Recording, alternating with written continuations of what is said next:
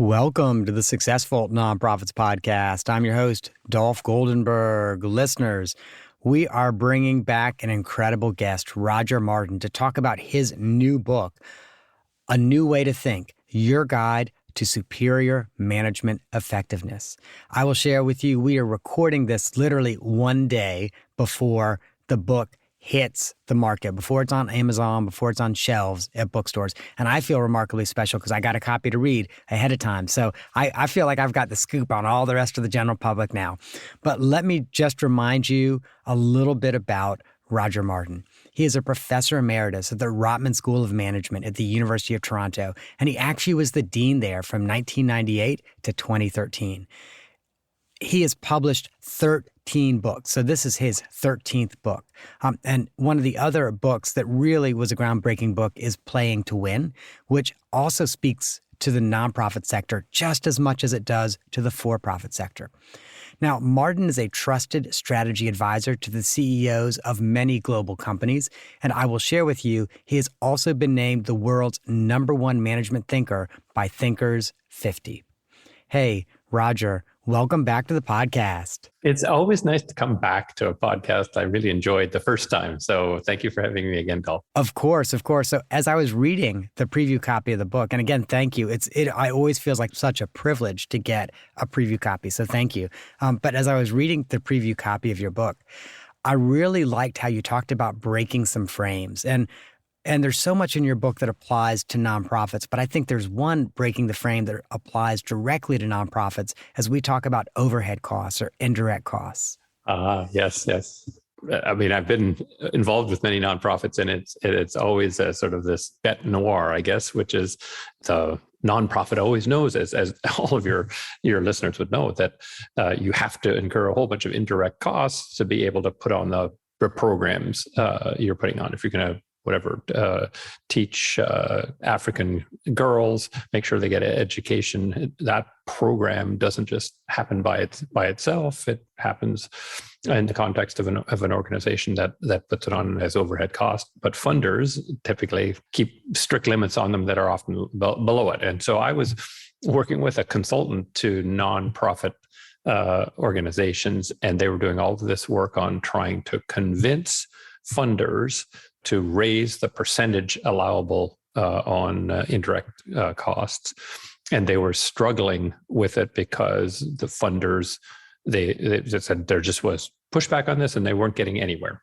So in situations like that, I always ask the question, is that the only way to think? Or could there be a way to reframe it? And in this case, the way to reframe it was to understand the why. Actually, the consulting firm thought that the funders didn't understand this cycle of starvation, where you keep on doing more programs but starve because you had none of your overhead funded. And so they thought, we've got to go and explain the cycle of starvation. And the funders are all, no. Yeah, we know it exactly. Here's how it works. And, it's on a chapter and verse on it. And so I encourage us to ask, well, then why? And the issue was not overhead costs, it was trust. Mm-hmm. It was the funders didn't have a high enough level of trust in how you managed overhead costs. And they knew this was their blunt instrument for trying to manage it. And they knew it wasn't a particularly good blunt instrument, but that was the only one they could think of. So the answer instead is work on trust. Work on trust of the funders of how you're spending your overhead costs. Get them more involved in that, understanding why you spend, what you don't spend, putting restrictions on that in different ways, and that reframing, which is kind of the new way to think. A new way to think got you around what seemed to be this intractable problem. I love that. I also know, Roger, in your book, you talk a lot about metaphors, and I like the blunt instrument metaphor. The metaphor that was in my head as I was reading it was a rusty knife. So it's kind of like a surgeon operating with a rusty knife, like, okay, we're going to cut out this tumor of you're wasting money and overhead costs, but we're going to do it with a rusty knife. So it could kill you in the process. Yes. No, I like yours. I like yours better. Absolutely. No, metaphors are very important. But it is interesting how super smart people. So all these nonprofit leaders, super smart, the funders, super smart, this consulting firm, super smart, but smart people can end up being trapped by an existing model, right? For funders to say the only way we can keep overhead costs under control is to put this strict requirement on it, and the only way we can change that from the side of the consulting firm is to educate them. These are models, right? They're models that people have. This is the way it works. So the consulting firm was, the way it works is that until the funders understand this cycle, they won't change. Oops, they understand it kind of already from the funders. This is a blunt instrument, we know, but it's the only one we've got. So let's just use it. Those are models. And it doesn't mean a person is some kind of dummy to have a bad model. I think the world is just full of models that maybe worked at one time or maybe had something good about them, but just aren't up to the task. And I want to retire. I want to have a big retirement party for all these models, because you should give them a gold watch and send them off into retirement rather than keep on using something that just doesn't work. Mm-hmm. I'm a history nerd, so I loved when you talked about the history of some of these models. And so I really, really enjoyed those sections. I am curious, though, because I know you also talked about the importance of imagination and creativity and breaking out of a model that you are just constrained by. Absolutely. And this links, Dolph, to a really sort of meta model of the modern world, which is science is the solution to all problems, right? And what people don't realize is that model, which says science is a solution to all problems, all decisions should be made on the basis of data. One, they don't realize that the guy who invented science, Aristotle, Greek philosopher, 4th century BC, Greek philosopher, warned against doing exactly what the modern world is doing. So we have this model of science is being scientific and being rigorous is right in all situations. It actually isn't. So that is a mistake. But the other thing that companies and organizations, nonprofits, everyone who sort of lives under this, do you have the data to show that what you're doing is right? What they haven't put two and two together to say is, just as that requirement for data analytics behind all decisions has risen and intensified, the challenges to innovation have as well. And what you need to do is put two and two together and say, well, if all data that you have access to at the time you're now analyzing it is from the past, then the only thing data can ever do for you, and analysis of data can ever do for you, is to extrapolate the past into the future. So you're never going to invent a different future than the past if you constrain yourself by saying, I will only make decisions based on the data. And the interesting thing, to me at least, is that great scientist who gave us the scientific method, Aristotle gave us the scientific method. It was formalized 2,000 years later in the scientific revolution, but that was just formalizing what Aristotle said 2,000 years earlier. That great scientist said, don't use my method when you're trying to create a future that is different from the past. Isn't that interesting? Yeah. The scientist said that. Yeah. The scientist said, in that world, being rigorous is to imagine possibilities and choose the one for which the most compelling argument can be made. And he said, and your nonprofit listeners would, I think, love this. It makes me happy ever to think of it. He said, the job of people in this part of the world, and he described it as the part of the world where things can be other than they are, said in that part of the world, the job of human beings is to be the cause of a new effect. Right? Oh, I like Which that. Isn't that lovely? And I think that's why a lot of people go into nonprofits. Do they go into nonprofits? Do any of the people, go into nonprofits to make sure they perpetuate the past in every way. Like, no, they'd be doing something else. They go into nonprofits to change the past to a better future. And what Aristotle said is the only way that you're ever going to do that is not analyzing the past. No, it's imagining possibilities, things that do not now exist. And then you've got to choose the one of those possibilities for which the most compelling argument can be made.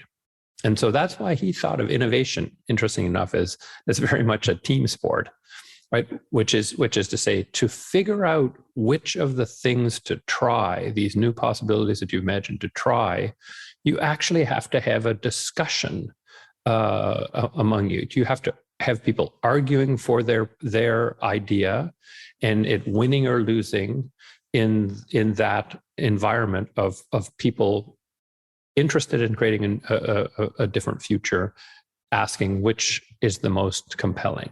Yeah, and you have kind of a radical idea in your book, and that idea is, hey, in that conversation, in that argument, when there's a skeptic, ask the biggest skeptic to create and run the test of the hypothesis.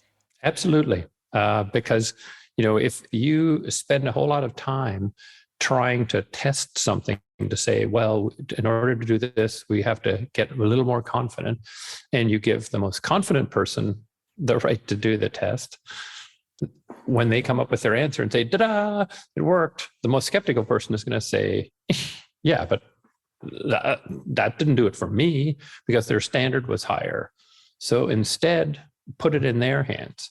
Now, lots of people will say to me, they'll say, Roger, that's a surefire way of killing everything, because the most skeptical person will design the test to make sure it fails. And the interesting thing to me is this is one of these cases where the theory and the empirics diverge. So that's a reasonable theory, right? Which is, it's in the interest of the most skeptical person to kill the idea. But the empirics, and I've done this for decades, hundreds, if not thousands of times working with organizations, and I've never once seen the most skeptical person, when given the challenge of designing the test and the standard of proof, be what I would consider, from my maybe more objective outside point, because I'm not part of the organization, I've never objectively seen them as being unreasonable. And you could say, well, why would that be? When the theory said it would be completely plausible, you see none of it, not a little bit of it, none of it. And I think it's one of the truths about, human nature is you become ever more deeply skeptical to the extent that you don't think you're being heard. Right. Right. In fact, I would argue that, kind of terrorists and radicals are that way. They get more radical the more they feel they're not heard. And so when instead you say, not only are you heard, we're putting you in charge, I think it is human nature for them to say, oh, wow, I got to be really responsible now because I've got put in charge of this thing.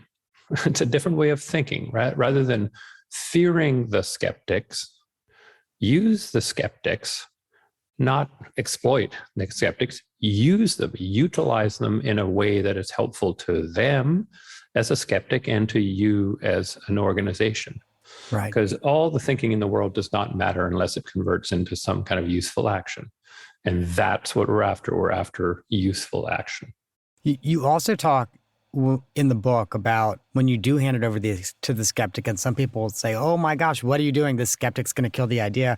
The skeptic also understands there's the possibility of mutually assured destruction, which means there's probably a different idea they're championing, and they know that that idea's biggest skeptic is going to be creating the test as well. And so they don't want that person to create a test that just automatically makes their idea dead on arrival. Absolutely. Absolutely.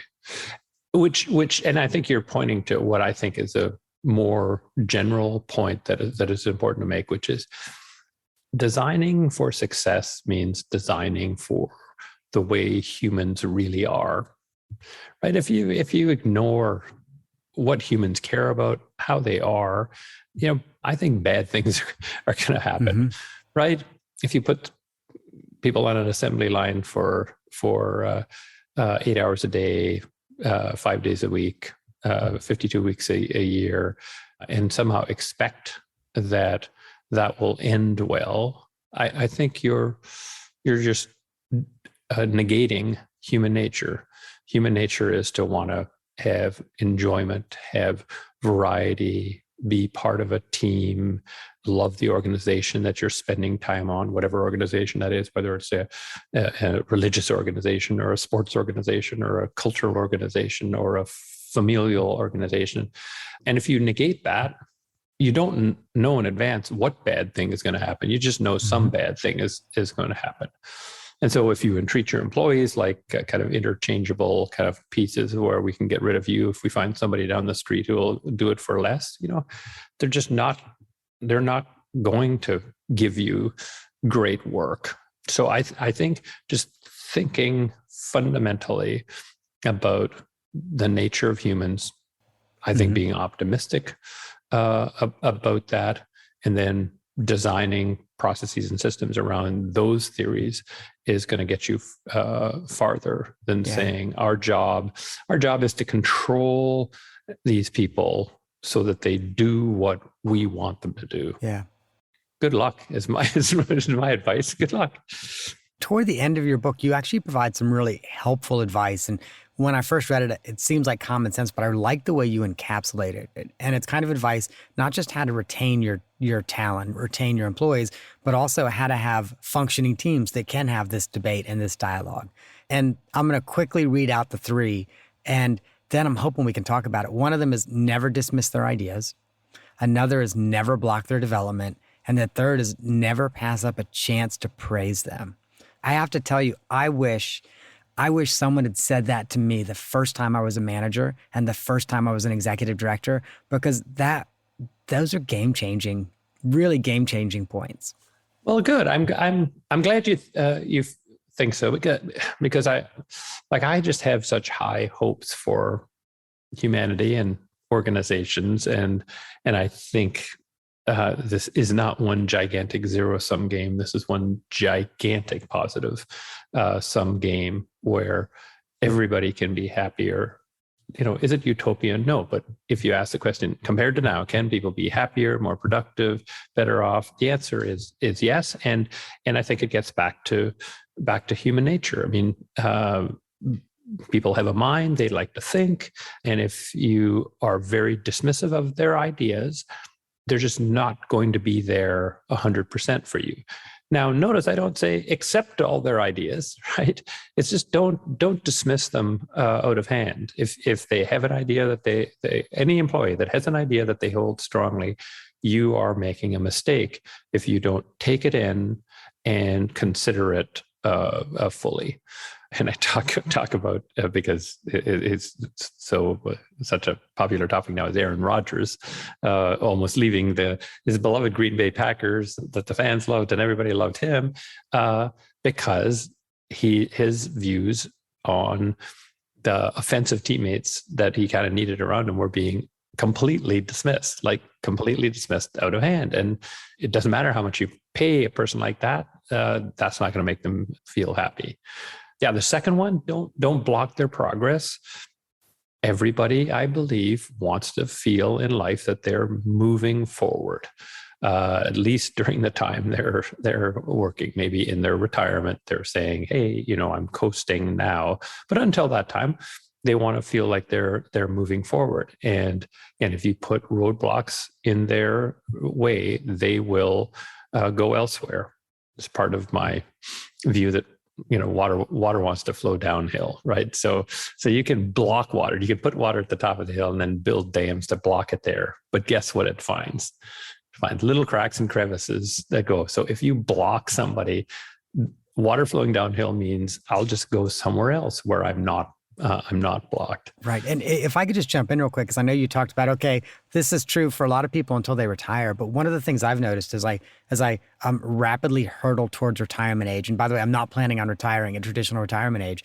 One of the things I notice is that if you feel like your ideas are not dismissed, if you feel like you do have opportunities for future growth and you're enjoying what you do, most people that are in that boat don't take early retirement. And most people that are in that boat don't even retire at 65 or 67 or 68. We see lots of people across the country working well into their 70s because they feel really valued for what they do and they feel like they're making a difference in the world. I couldn't agree more. And it's my own philosophy. I have no plans to ever retire. I love it. My hero is Peter Drucker, who is writing really meaningful, profound books well into his 90s. And so I agree. I always say people don't complain about being burned out from golf. I played 75 rounds last year and I'm so burned out. You never hear that. Right. Why? Because they love it. And so you don't get burned out. You don't get tired doing something that you truly love, and you don't want to stop doing it when you love it. Right. So I couldn't agree more. The last one is maybe somewhat controversial, but I make this point, which is that people want praise, and they want praise for a job well done that took all their training and practice and personal development to get to the point where they could do that job. And even though it may be self-evident, right, to them, you've succeeded, you set a goal and you've succeeded, so you're probably happy. Why not praise them? Why not say, nice job? Take that opportunity. And this is why I say, this is theoretics versus empirics. It is theoretically possible for an organization to celebrate too much. Like you can imagine an organization where everybody comes into work at 9 and starts celebrating and goes home at 5, having exhausted themselves from celebrating, and nothing good happens. So I get theoretically it's possible, but I've yet to see in 40 plus years of looking at organizations, an organization that I could say definitively celebrated too much. Mm-hmm. They're all on one side of the line. And so I just say, just amp it up. Take any opportunity to celebrate the achievements of the organization, even if they're little ones. What that'll do is close the loop for people. Mm-hmm. I developed myself, I trained myself, then developed myself in here, and I applied myself, and my colleagues did, and this was accomplished. Let's say, hooray. Yeah. I consulted once to a New Zealand company, and New Zealanders are famous for having a good time, but they literally did have a little bar at the corner of every floor, and every Friday they kind of knocked off at like 3:30 or whatever, all went to that little bar that was in sort of like a conference room in each floor, and had a drink before heading home to talk about the week. And I know perhaps that's too much alcohol, but and I'm sure some had non-alcoholic beverages, but it just seemed to me like such a good idea. It was an excuse to reflect on the week together. And nobody was forced to do it, but from what I could tell from the time I was there, they all looked forward to it. So I think it built a sense of camaraderie and built a sense of celebration that I think was just terrific. I'll share with you, almost every major law firm I know does that. And it's interesting because they also have a sense of when people move on from that law firm, whether they go and become in-house counsel or they go somewhere else, they still think of themselves as an alum of the firm they were with. And so it's interesting because I think you're right. It's that opportunity to socialize and bond that helps you then think of yourself as being an alum and not just a former employee. Yes. I think not enough firms are really smart about that. I know in the consulting industry, McKinsey, super smart on that. You're a McKinsey alum forever. You get an alumni book mailed to you every year. They keep in touch with you. It's just smart. Makes everybody happier. Wait a minute, you really get an alumni book mailed to you every year? I have to ask, what's in the alumni book? Because there are a lot of nonprofits that could maybe do offboarding differently. What's in the alumni book? Yes, it's a Facebook, at least as I've seen it. And BCG does it too. BCG watched and does that, and they have alumni events every year, and so you feel part of it. And there's obviously a bloody mindedness to it too. It's like those people are going to hire you, and they go on to be CEOs of companies because they're talented people, and they're going to hire the organization that they still sort of feel part of. Yeah. Well, you know what I'll say? I mean, for nonprofits, a lot of people go on and later in their career go to work for a foundation or go to work for a government entity that could fund them. Or I see that again and again and again, or become CEO of a potential partner who could work with them on a project. So yeah, wow, what a smart idea. Yeah. People want, as I say, people want to feel that they're part of a community. People want to feel they're a valued member of some community that they value and is valued by people on the outside. That's what I call the holy trinity of happiness. And so if you feel you left a given nonprofit or McKinsey, and they said, don't let the door slam you on the way out, you're going to stop feeling part of that community. That community will not be part of your happiness equation. If instead you're celebrated as an alum, they bring you back for talks because you're now the CEO of something, or if you're now the CEO of the Ford Foundation or something, you will feel happiness from being part of a community. So don't accidentally cut people off from a community. Recognize that celebrating membership in communities is a good thing. And we're learning lots of lessons these days too. As if your community is exclusive rather than inclusive, I think it's just not going to be as fruitful a community.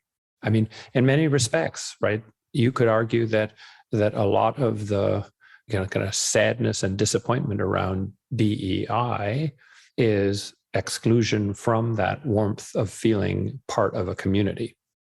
And so I think community is a big part of healing some of those wounds. Now, Roger, there's one other thing I want to make sure we talk about. And you've got some great breaking the frames, and so that there's these frames or frameworks of models that we just kind of exist inside of. And sometimes we have such a hard time figuring out how to break them. And there's one that you talk about that I see happen again and again with nonprofits.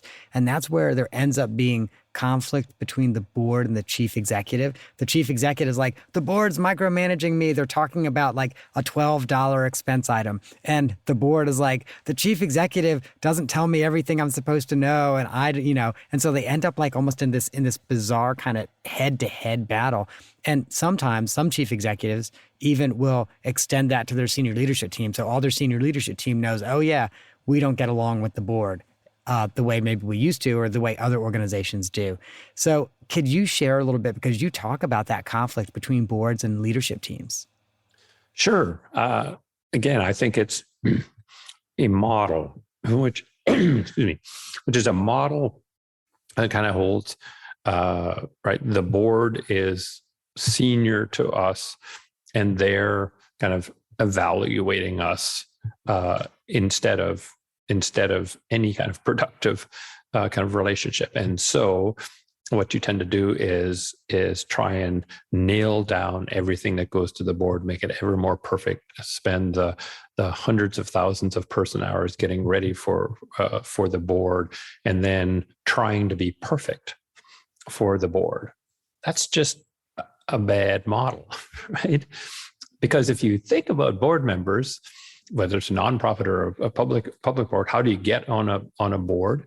Well, it's typically to have had an exemplary career. You're probably reasonably long. You're not going to be young. You're probably going to be reasonably long along your career.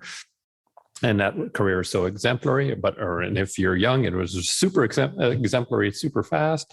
So you get and sit on a board what do you want to do on that board? Do you actually just want to sit there and have people bring perfect presentations to you at which you nod your head and say, like a trained seal, right? Like a good, good, good.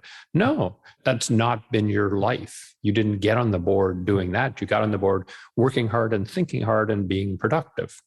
And so I think you have to reframe boards as folks who need a real job, need a job that's consistent with their capabilities, and go to them and ask them to do that job. So my view is that it is foolhardy to go to a board first with anything complete. Here's our strategy. What do you think? Dreadful idea. Dreadful idea. A better idea is to think about going to them at least 3 times during the process, right up front, saying, we're about to head into a strategy process, and here are the big questions that we want to solve in this strategy process. But we might be missing something. You may see the questions differently. Help us hone and refine these questions or change up these questions before we go off and work them. We'd hate to come back with a strategy that ignores questions you think are important. Get their feedback at that point. At that point, that's a real job. Think about this as our initial cut on it, right? Then come back to them later in the process, say in the middle of the process, saying, well, we agreed on what the real problems were we're going to take on. We've come up with the following kind of 3 or 4 possibilities for solving that. We could choose to do A or B or C or D. And here's what would have to be true for us to choose A, B, C, D. We don't know if those things are true or not, but that's how we're thinking about them. Board members, are you completely allergic to one of A, B, C, D, E, that you wouldn't even want us to study them anymore? And have we missed out anything? Is there another possibility that you'd put on the list? Right. Once again, you're using the best of their capabilities, their best thinking as board members, and they'll jump in and give you ideas, and you'll be open to them because you don't have the answer that you're trying to defend. You've just got work in progress, right? And when you come back, I'd even come back later and say, okay, we've agreed on these possibilities. Here's how we plan to test them. If we test them this way, would that make sense to you? Or would you test them any different way? You go off and do the test. When you come back and say, okay, guys and gals, remember, we defined the problem this way. We came up with these 5 possibilities. We reverse engineer them, say what would have to be true. We figured out what we had to test. We agreed on the test. We went out and did the test, and it's C. The board will sit there and say, yep, makes sense, right? Because they have contributed mightily along the way. And my bet is it's a better answer because you've utilized these very smart and senior people's best thoughts and ideas. And they'll go home to their spouse or mate or whatever and say, man, I was at this great board meeting and we came up with this great strategy. And they'll be chuffed because they will genuinely have seen themselves as partially causally responsible for bringing that about. That can turn something that's fractious and designed to be fractious, which is, here's our final answer, what do you guys think, into something that's productive. Here's how we together worked our way through it to solution. And I will say the following, back to empirics. Lots of CEOs who I've convinced to try to do this are nervous and worried and say, but they'll think we're weak because we haven't come up with the answer. They'll think we're not very smart because we're asking them all these questions. And I can promise you that their reaction is 180 degrees. They think you're smarter. They say, wow, are these guys ever smart? The way they framed this up, the things that they're thinking about, I swear, the result is they hold management in much higher esteem as being smarter, more thoughtful, more competent, utilizing them in the best sort of ways, sort of productive.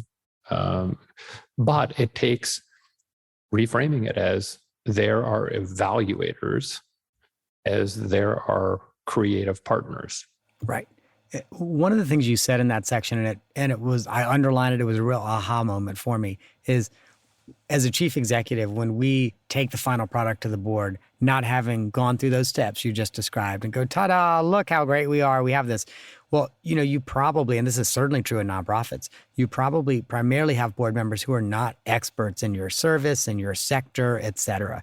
And so they want to feel like they're providing value in some way, and all they can then do is nitpick. Like that, yes. That's the only way they feel like they can provide value. So if you get this smart group of people together and you don't give them an opportunity to provide real value, you're getting what you asked for. You asked for them to nitpick small stuff. Yeah, and the surprising thing is people are management is all sad and upset about them nitpicking when you made sure that's the only thing they could do. Yeah, no, it's quite something. There is the old saying that idle hands are a devil's workshop, and it's nowhere more true than with the boards and management.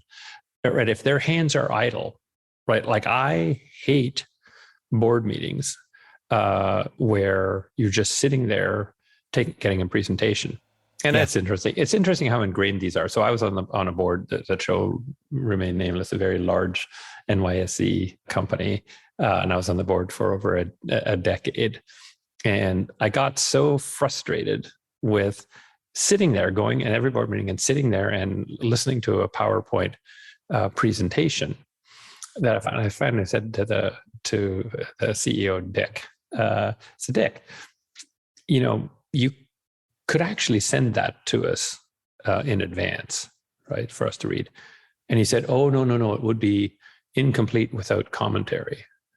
I was probably too cheeky and did something. I said, well, could you just hold up for the board your version of that slide, please? And he really didn't want to do it, but because it was notes version. Yeah. And it had his script. So it had the slide at the top and its script. And I said, you have the script. Yeah. You could send us the slide deck with the script. Yeah. Right. And we would all read it. And then we could come here and have a discussion. And he was a little bit flummoxed, but he said, no, it's very important for me to present this. And I was like, why? Right.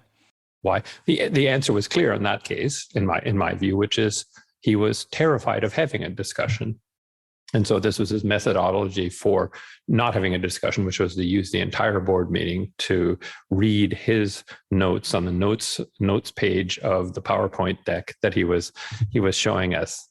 And for what it's worth, not long after that, I resigned because I'm not going to waste my life listening to a guy drone on something that he could have sent us in advance and then set up an enjoyable for everyone discussion about. Right. So Roger, I have to share with you, I've had that experience where I was doing an interim engagement. There was a senior leadership team member who essentially was supposed to produce a report for the board to get ahead of time and said to me, I'm just not comfortable with that because it's important that I be able to present it, et cetera. And I'm like, well, we live in a modern time. You can just record yourself. Record a video of yourself presenting it. We'll send it out.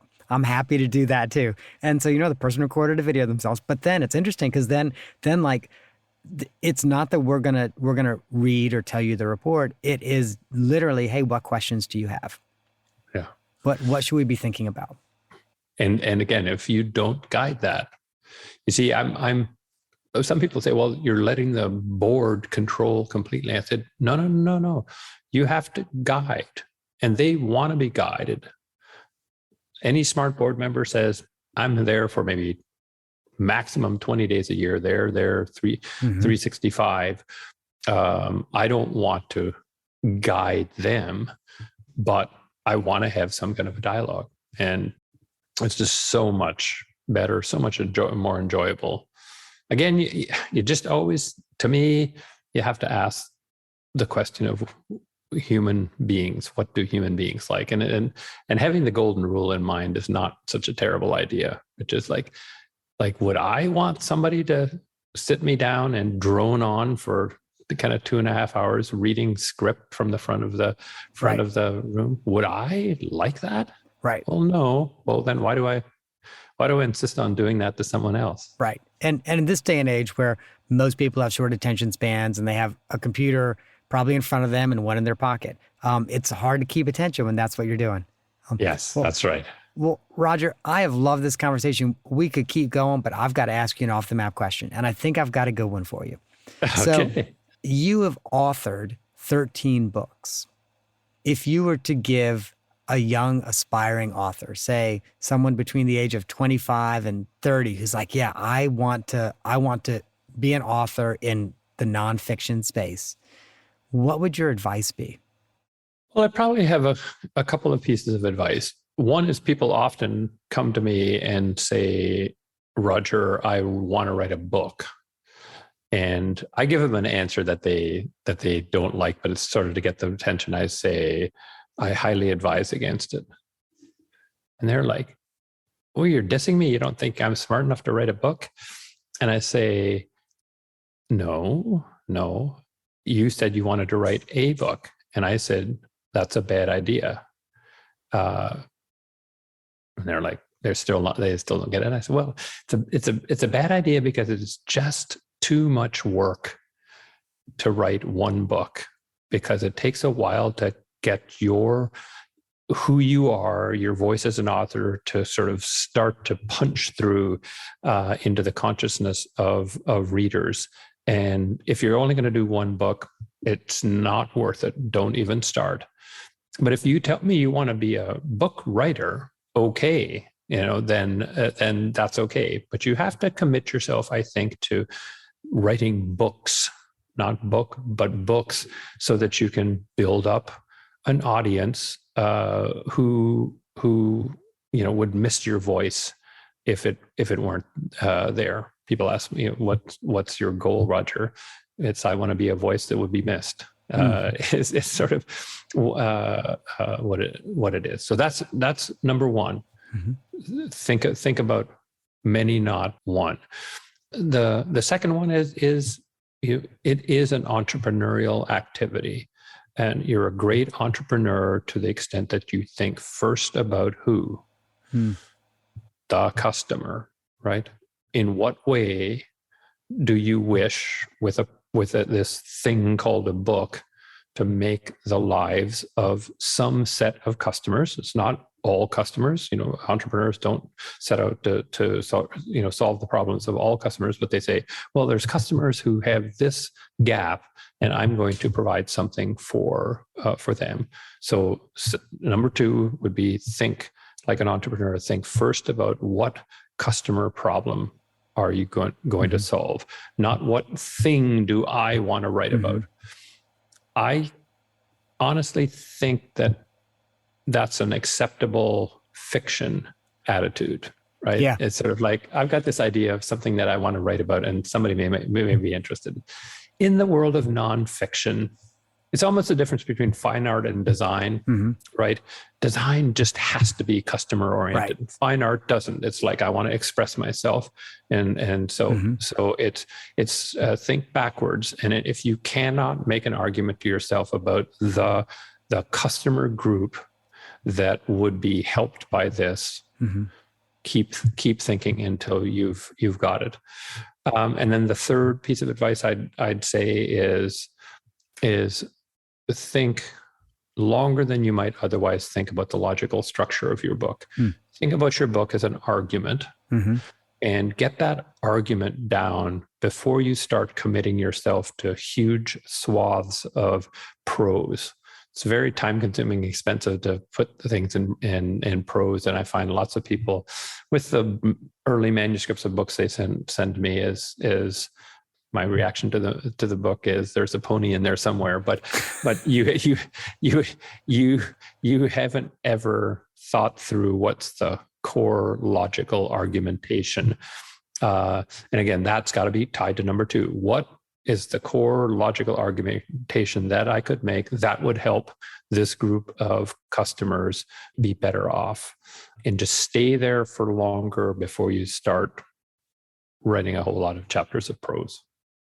I love it. Thank you. That is amazing advice for anyone who wants to write books, plural. I especially like not just one. It's too hard to write one. If you're going to do that, you need to write multiple. That's awesome. Thank you. Roger, thank you so much for joining us today. And listeners, let me share with you how you can reach out. First of all, you can go to rogerlmartin.com. And there you can find out more about Roger's books, Roger's work. And again, Roger has been prolific throughout his career. And so you could go back years or even decades and get, frankly, publications that you will find beneficial for your own practice as a nonprofit professional and for your organization. And the last thing is, please do yourself a favor and go to Amazon to purchase A New Way to Think.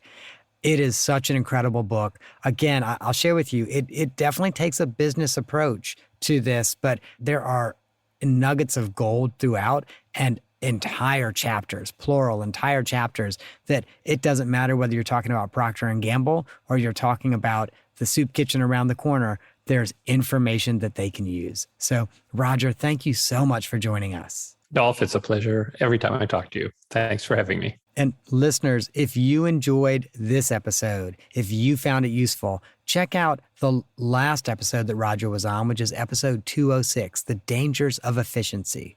And also check out episode 155, Moving from Strategy to Results, with Leslie Mackerel.